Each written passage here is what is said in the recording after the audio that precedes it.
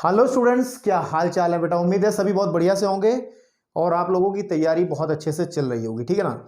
अब final touch देते हुए, यानी कि पढ़ाई को हम लोग, जो आपकी तैयारी चल रही है उसको फाइनल टच देते हुए हम लोग पहुंचे हैं एनसीईआरटी के 12वें चैप्टर पर। और 12वां चैप्टर आपके सिलेबस में है, यानी कि 30% कोर्स में कटौती इसकी नहीं है। अगर कोई कंफ्यूजन मन में है तो एक बार सिलेबस जरूर देख लें, ठीक है।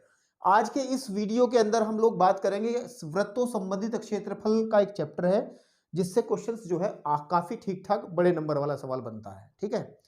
इस टॉपिक के अंदर, इस चैप्टर के अंदर बेसिकली हम लोग तीन कैटेगरीज का स्टडी करते हैं। नंबर एक तो सबसे पहले हम लोग बात करते हैं कि वृत्त के क्षेत्रफल का भी थोड़ा जिक्र इसमें रहेगा, ठीक है नहीं आपके पास में। और उसके बाद में वृत्तों संबंधित जो क्षेत्रफल है उसमें दो कैटेगरी बनती हैं। एक बनता है आपके पास में त्रिज्य खंड, ठीक है, त्रिज्य खंड का क्षेत्रफल एंड दूसरी कैटेगरी जो बेटा बनती है वो बनती है आपके पास में वृत्त खंड का क्षेत्रफल, वृत्त खंड का क्षेत्रफल, ठीक है बेटा। अब और फिर जो चौथी भी कैटेगरी कह सकते हैं, वैसे सवाल सब इसी में कवर हो जाएंगे, वो इन यानी कि दूसरी कैटेगरी और प्लस तीसरी कैटेगरी को मिला करके दूसरी ये बनती है हमारी चौथी कैटेगरी। यानी कि ऐसे क्वेश्चंस जिनके अंदर त्रिज्य खंड और वृत्त खंड को मिक्स करके सवाल बनेंगे वो। तो हम इस वीडियो के अंदर बात करेंगे सिर्फ उन क्वेश्चंस की जो आपकी बोर्ड परीक्षा के लिहाज से इंपॉर्टेंट है। बाकी डिटेल्ड चैप्टर जो आपको पता ही है वो एनसीईआरटी का पूरा करवाया गया है और उसका लिंक जो है वो डिस्क्रिप्शन में आपको दिखाई देगा, आप आसानी से वहां देख करके क्लिक कर सकते हैं। बहुत बच्चों ने कर भी लिया होगा ये चैप्टर अच्छे से, और अच्छे से करना भी जरूरी है क्योंकि बड़े नंबर वाला चैप्टर है।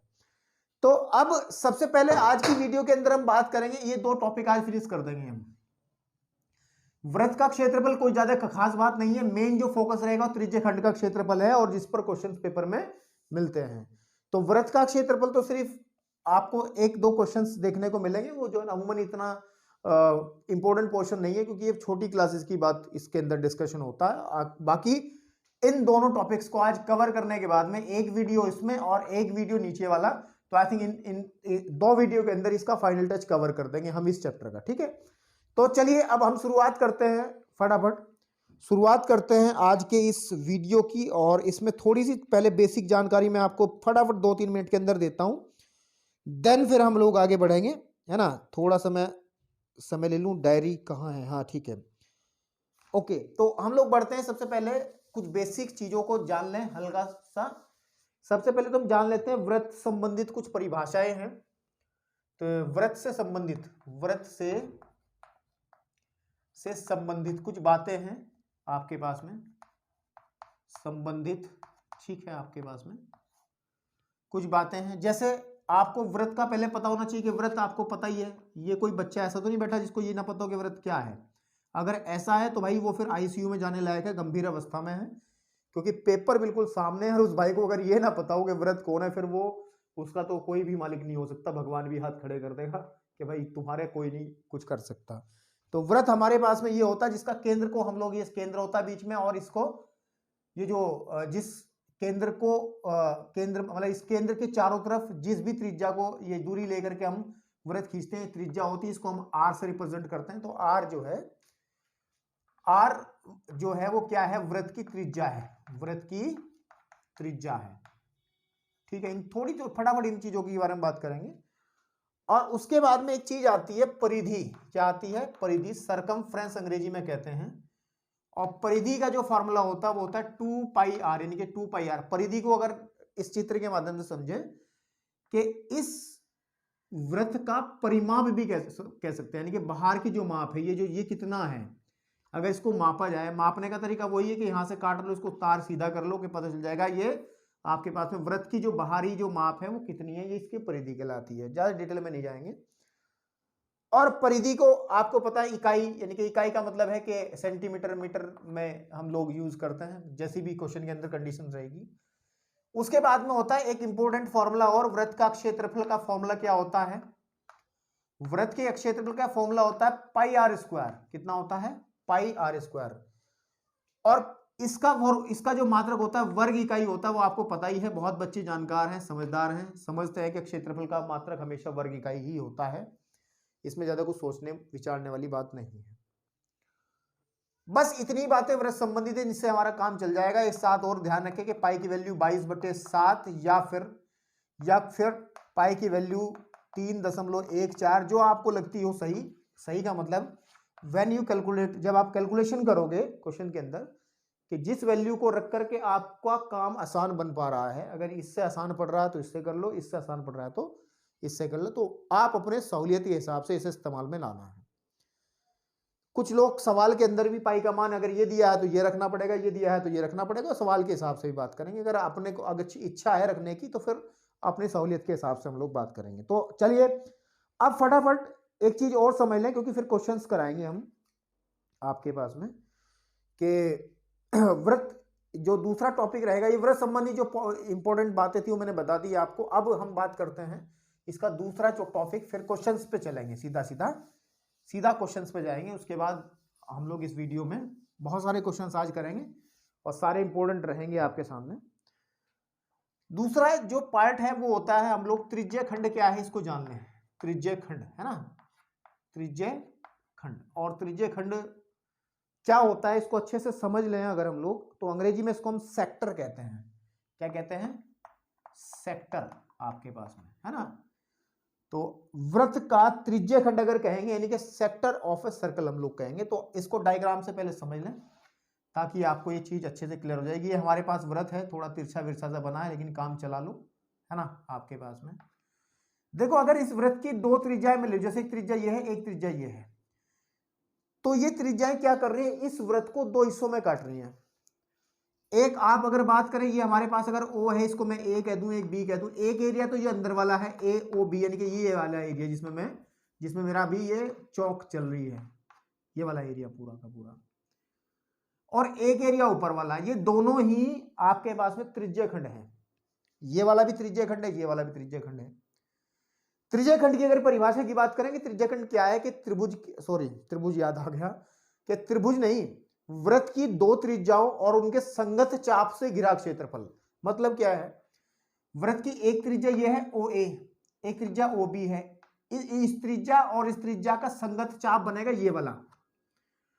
तो वृत्त की दो त्रिज्याओं और चाप द्वारा जो घिरा क्षेत्रफल है, यानी कि ये वाला हिस्सा जो है बेटा, ये हमारा त्रिज्य खंड कहलाएगा। और ये छोटा है तो इसको लघु त्रिज्य खंड कह देंगे, और जो ऊपर वाला है आपके पास में वो अमूमन वो कहलाएगा दीर्घ त्रिज्य खंड। ये लिख भी सकते हैं लघु त्रिज्य खंड, ठीक है मेरे भाई, और दीर्घ त्रिज्य खंड, ये आप ध्यान दें, ठीक है ना। आपके पास में ये छोटी छोटी सी बातें हैं जिनको हमें समझ लेना अति आवश्यक है, और ये चीजें बहुत अच्छे से अगर पता रहती हैं तो आप चीजों को अच्छे से समझ पाते हैं। अब लेकिन मेन पॉइंट क्या है, अच्छा क्वेश्चंस के अंदर खाली अगर त्रिज्य खंड लिखा है उसके अंदर ये स्पेसिफाई नहीं किया गया, ये नहीं बताया गया है कि लघु त्रिज्य खंड की बात हो रही है या दीर्घ त्रिज्य खंड की बात हो रही है। तो अगर केवल त्रिज्य खंड की बात है तो इसका मतलब सीधी सीधी बात समझ लेना है कि वो लघु की बात कर रहा है।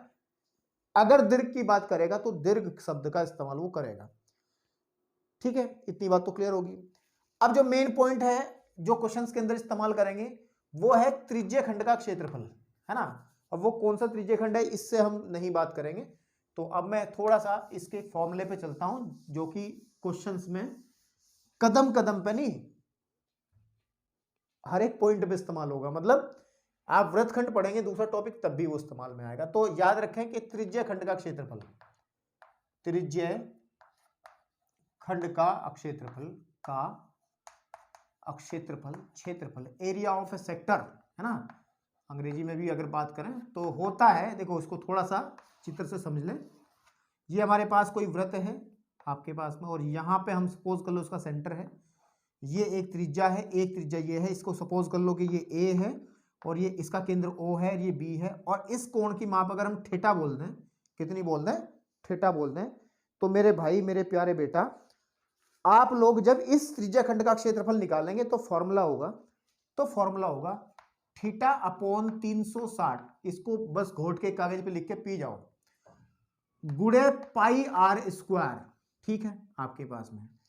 तो थीटा अपॉन 360, थीटा डिग्री जो कोण आपको दिया गया है वर्ग इकाई, ये इसका फॉर्मूला रहेगा मेरे भाई। तो आप इस फॉर्मूले को याद कर लें, अच्छे से समझ लें कि अगर त्रिज्य खंड का कोण थीटा है, या ये भी कह सकते हैं इस शब्द में, दूसरे शब्दों में, कि थीटा कोण वाले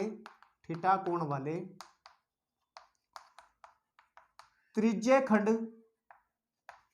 का क्षेत्रफल वो आपके पास में रहेगा थीटा अपॉन 360 गुणे पाई आर स्क्वायर वर्ग इकाई। That is a formula. ये फॉर्मूला बहुत जरूरी फॉर्मूला है और इसमें बहुत अच्छे से डिटेल में मैंने बात की थी जब मैंने आपको ये चैप्टर एनसीईआरटी से पढ़ाया था। और अगर आप लोगों ने नहीं पढ़ा था तो वो आपकी गलती है, और अगर आप अब पढ़ना चाहते हैं तो उसका लिंक जो है डिस्क्रिप्शन में है, आसानी से मिल जाएगा आपको, कोई दिक्कत नहीं है, ज़्यादा माथापच्ची करने की जरूरत नहीं है। अब इसके साथ साथ एक फॉर्मूला और होता है, देखिए अगर सपोज कर लो हम लोग एक वृत्त मेरे पास में है, इस वृत्त को ही मैं कंसीडर, छोटा वृत्त एक कंसीडर कर लेते हैं। कहाँ बनाए, यहाँ बना ले, यहाँ दिख जाएगा, समझ रहे हैं बच्चे? देखिए कैमरे में दिख रहा है कि यार मैं चेक भी नहीं कर पाया हूँ कि कैमरा सेट हुआ है या नहीं हुआ है। बिल्कुल ठीक है, ओके। चलिए अब हम लोग जो बात कर रहे हैं, अगर सपोज कर लीजिए हम इस वृत्त के 4 हिस्से कर दें, तो आप कहोगे गुरुजी देखो ध्यान से अगर देखा जाए ये भी एक त्रिज्य खंड है, इसमें 4 त्रिज्य खंड बन गए। कितने बन गए? 4 त्रिज्य खंड। तो अगर इस त्रिज्य खंड को हम लोग फिर एक स्पेशल नाम देते हैं, उसको कहते हैं चतुर्थांश। क्या कहते हैं? चतुर्थांश, है ना। यानी कि अगर थीटा का मान 90 डिग्री हो जाता है तो हम लोग इसको कहते हैं चतुर्थांश। क्या कहते हैं? एक चतुर्थांश। तो अगर बात करें चतुर्थांश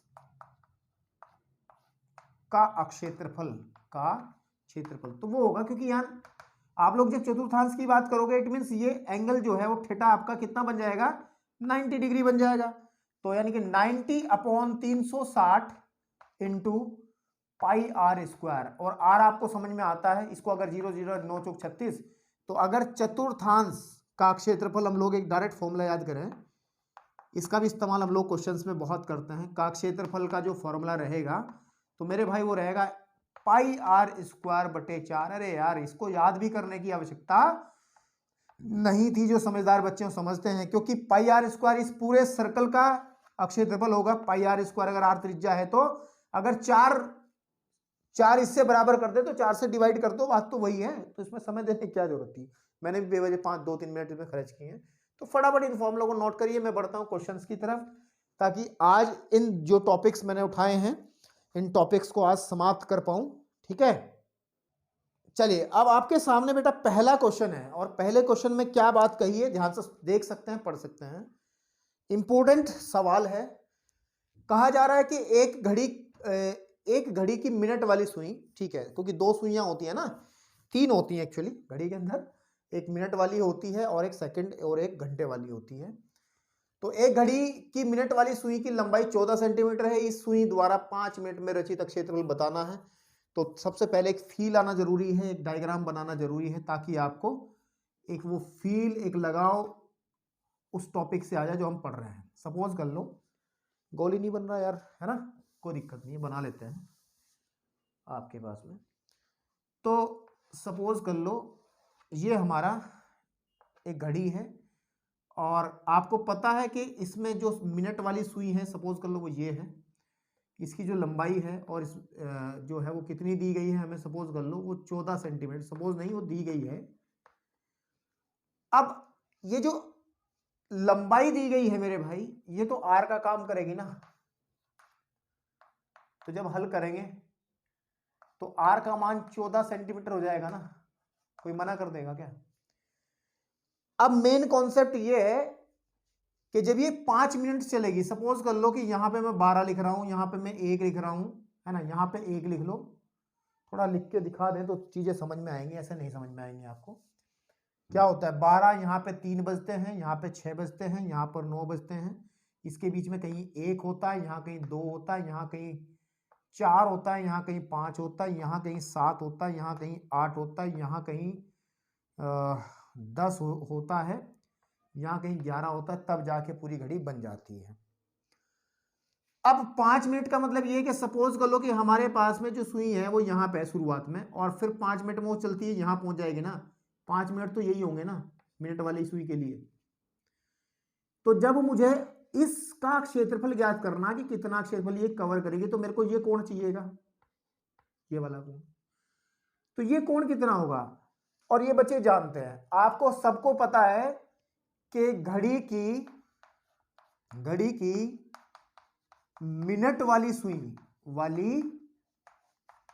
सुई द्वारा 1 मिनट में द्वारा बना कोण 1 मिनट में कितने का कोण बनता है। भाई पूरा कोण कितना होता है आपको पता, 360 होता है, और कितनी मिनट होती है टोटल, और 12 पंजे 60 होती है, तो 60 से डिवाइड अगर मैं कर दूंगा तो 36 6 डिग्री का होता है। इसका मतलब 1 मिनट में कोण कितना घुमा जाता है, 6 डिग्री का। लेकिन हमें कितना घुमाना है, 5 मिनट घुमाना है, तो आप कह सकते हैं 5 मिनट में बना कोण उसको हम थीटा बोल देंगे, और वो आ जाएगा 5 गुणे 6 यानी कि 6 पंजे 30 डिग्री आ जाएगा। तो अब हमें यह क्षेत्रफल निकालना, तो त्रिज्य खंड बन रहा है, सीधी सीधी बात है। तो अभिष्ट जो क्षेत्रफल है, यानी कि जो पूछा गया, ये शब्द अभिष्ट इस्तेमाल कर सकते हैं। अभिष्ट क्षेत्रफल जो रहेगा बेटा, वो रहेगा आपके पास में पाई कितना, theta upon 360 into pi r square, ये तो फॉर्मूला होता है।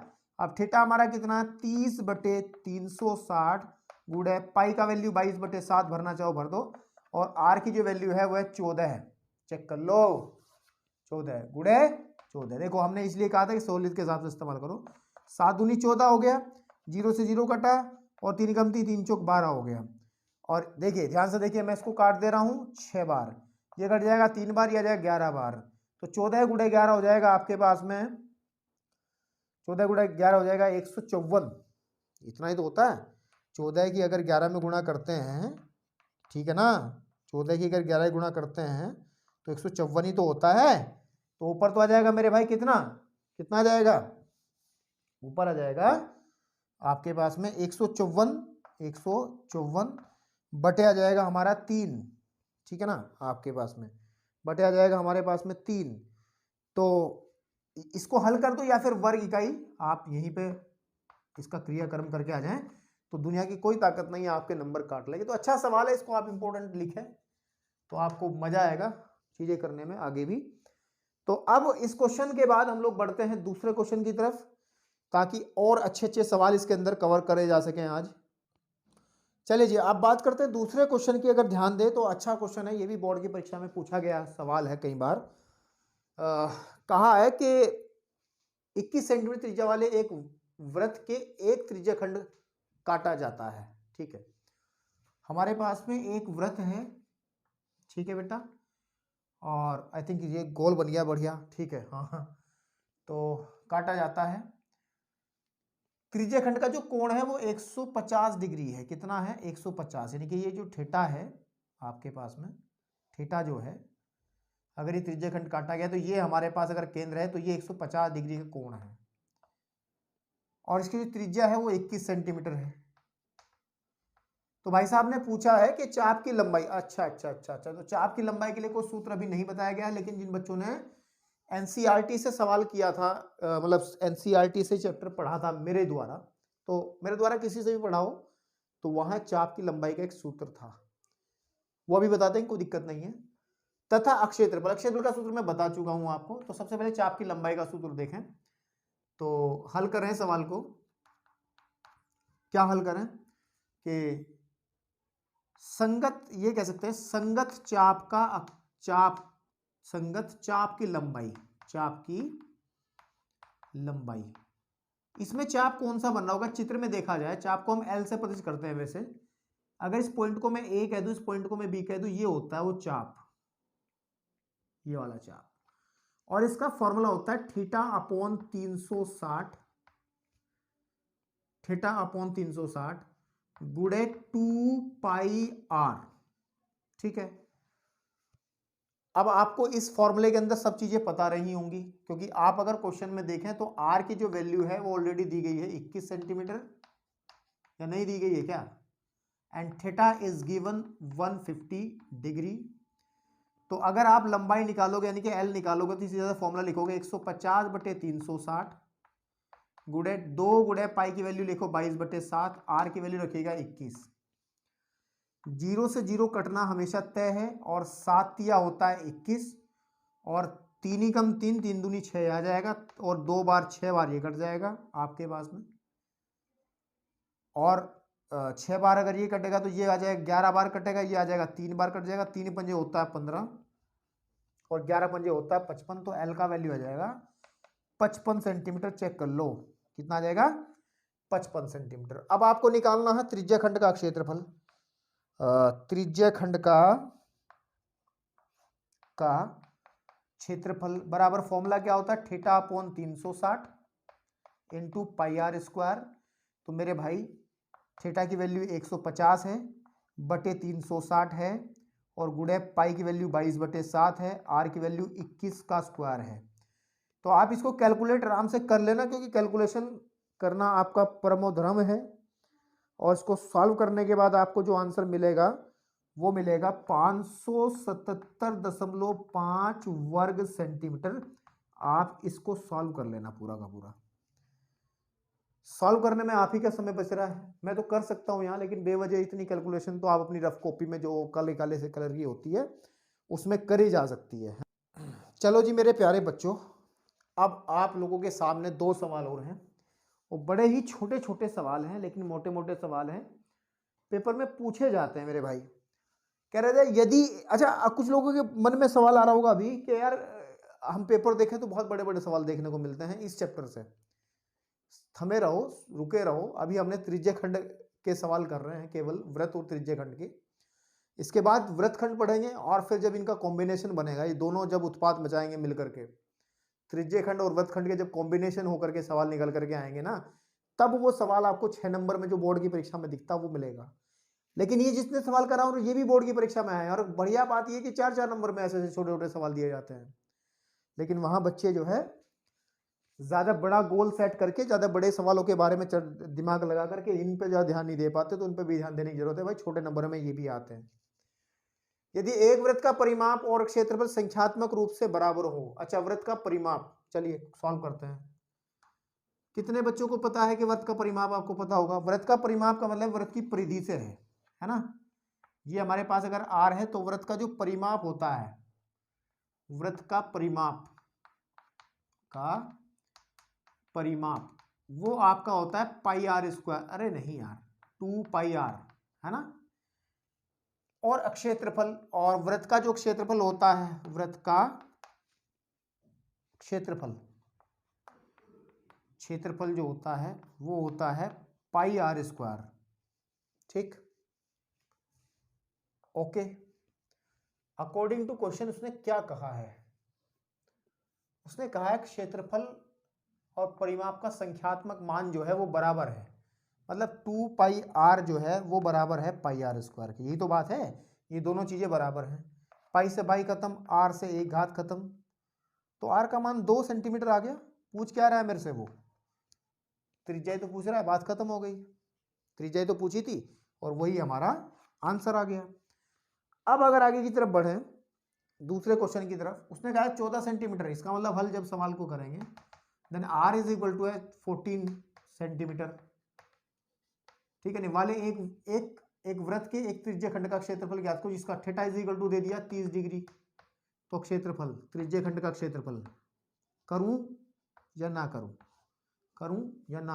कर लोगे आप का क्षेत्रफल, दैट इज इक्वल टू हो जाएगा theta upon 360 into pi r square, है ना।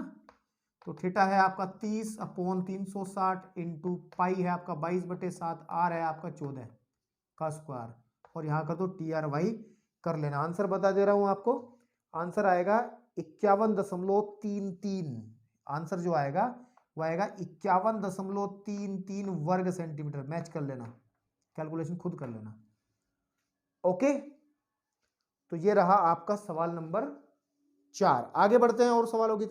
चलिए, अब त्रिज्य खंड पर सिर्फ मात्र एक सवाल यार बच रहा है, मतलब त्रिज्य खंड केवल त्रिज्य खंड की अगर बात करें, त्रिज्य खंड में जो सवाल होने थे वो इतने ही बन पा रहे हैं, क्योंकि आगे वृत्तखंड करेंगे तो संख्या बढ़ेंगी अब सवालों की, और जब इन दोनों के कॉम्बिनेशन को पढ़ेंगे तो और संख्या बढ़ जाएगी। लेकिन इसमें केवल 5 ही क्वेश्चन जो बोर्ड में बार बार पूछे जाते हैं। तो 5वां जो क्वेश्चन है आप कहोगे सर करा दिया सवाल, बिल्कुल करा दिया, मैं भी अब भी नहीं कराऊंगा इसको, आप लोग कर सकते हैं। उसने कहा कि एक घड़ी वाली मिनट वाली सुई जिसकी लंबाई 14 सेंटीमीटर है, पहला सवाल जो कराया था सेम है, इसके द्वारा 10 मिनट में बनाए गए एक त्रिज्य खंड, क्योंकि आपको पता है अगर मैं इस घड़ी को वापस फिर बना लूं और यहाँ पे 12 है, यहाँ 1 है, यहाँ 2 है, यहाँ 3 है, तो घड़ी की सुई जो है वो अगर यहाँ पे है तो 10 मिनट में यहाँ पहुंच जाएगी, तो ये एंगल कितना चलेगी, ये आपको देखना है। आपको देखना है आर की वैल्यू, तो जब सवाल को हल करेंगे सीधी बात है, आर इज इक्वल टू तो आपका 14 सेंटीमीटर आ ही जाएगा, इसमें कोई दिक्कत नहीं है। लेकिन थीटा कितना आएगा, आपको हमने बताया था कि 1 सेकंड में कोण चला जाता है 6 डिग्री, तो 10 मिनट में, सॉरी 1 मिनट में कितना चलता है 1 मिनट में चलता है 6 डिग्री, ओके, तो 10 मिनट में चलेगा 60 डिग्री, है ना, तो ये थीटा आ गया। तो भाई अब आंसर निकालने में कोई दुनिया का मतलब कोई रोक देगा कि तुम्हें, तो अब इसको मैं यार ना करूं तो बेहतर है, मुझे नहीं लगता है करने लायक है। तो इसका आंसर जो बनेगा, आंसर नोट कर ले, वो कैलकुलेशन आप खुद कर लेना, वो आएगा 308/3 वर्ग सेंटीमीटर। इतना आंसर आपको निकालना है, और बहुत बच्चे निकाल लें क्योंकि सूत्र भी सारे पता हैं और आपको करने का तरीका भी पता है। तो आज तो बड़ा सिंपल और साधारण लेक्चर रहा है। नेक्स्ट वीडियो के अंदर हम इसके एडवांस क्वेश्चंस करेंगे जो बोर्ड में आते हैं। बोर्ड में तो ये भी आते हैं, ऐसा ना सोचे ये हल्के हैं, इनको जो कर पाते हैं वही बोर्ड में अगले वाले सवालों को कर पाएंगे। तो कमांड आपको सब क्वेश्चंस पे करनी है, और मैं जिस तरीके से चीज़ें कराने का प्रयास कर रहा हूँ ताकि आपकी सारी चीज़ें कवर हो जाएं, आपको कोई सवाल बाहर से मिल जाए तो उसको भी आप पीट पाट के आ जाएं, ऐसा मैं कुछ करने के मूड में हूँ इस फाइनल टच वीडियोज़ के अंदर। ठीक है, तो आज इतना ही रखेंगे, इसके बाद हम नेक्स्ट वीडियो में प्रवेश करेंगे। धन्यवाद।